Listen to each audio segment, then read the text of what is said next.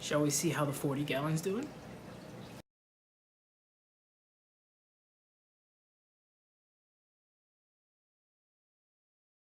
Alright, so here we have the fully rescaped, re-tanned 40-gallon breeder. This is a Amazon river sort of themed tank. I can't exactly call it a complete biotope, but it is based on the Amazon River, just like my 29-gallon.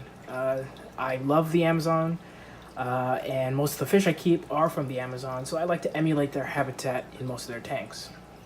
That being said, you can see firsthand that I have a variety of different leaf litter and some alder cones, and also what's called a tree husk towards the back corner. And all of that is imparting humic substances and tannins into the water. It's giving it that brown tint. As for the fish, the rummy nose tetras, the puffers, the twig catfish are all doing great. My bristlenose plecos, I have noticed that with the increase in tannins in the water, they did take a break from breeding. So that is kind of an interesting observation. I do also have 2 clown plecos in this tank. I did unfortunately lose one. I believe back when the bristlenose plecos were still kind of breeding, the male bristlenose jammed one up in a cave and I think pretty much wrestled it to death.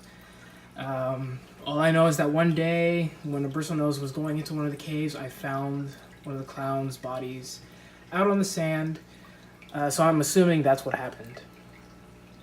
I did also unfortunately lose my oldest male Bolivian ram.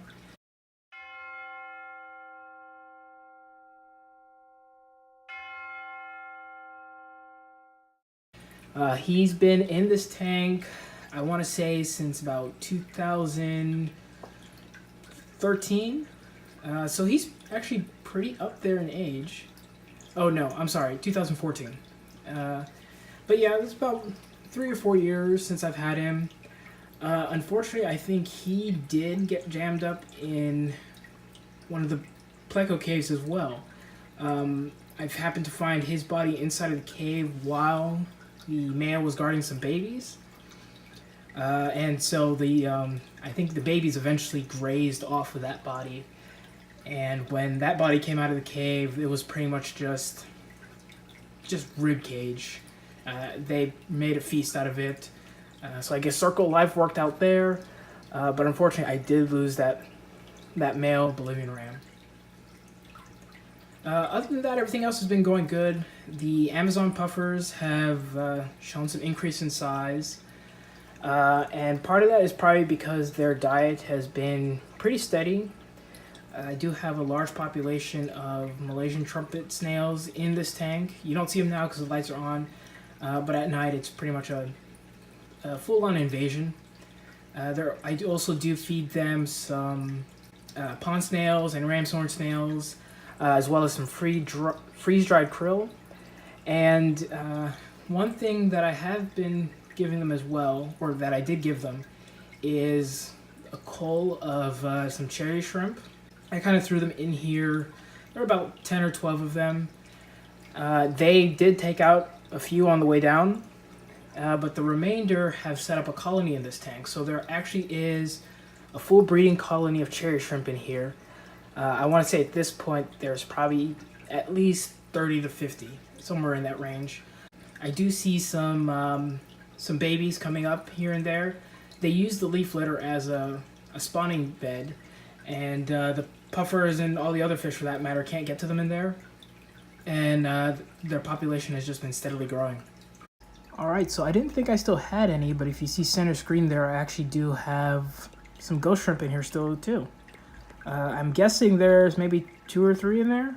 I didn't see them during the rescape, but I guess they've survived as well. At one point they were breeding in this tank. I'm not sure if there are any more females in here, so I don't believe they're still in the breeding game. And of course, since they are essentially part of this tank, I can't go without mentioning them. The 3 twig catfish fry are growing well. They're eating well. They are still in their breeder box, but they have definitely gotten past an inch at this point, probably just over an inch. My plan is once they hit maybe that 2-inch mark, I will introduce them into the main aquarium so they can kind of find their way in there. And I think at that point they're out of the size where anything will kind of bother with them. Alright, so on a side note, after playing with my phone a while, I did discover that I can actually shoot video in 4K. So I'm not sure if this is looking any different to anyone. If it is, comment down below. If this is your first time, subscribe. I've got a steady stream of content coming out. And thanks for tuning in.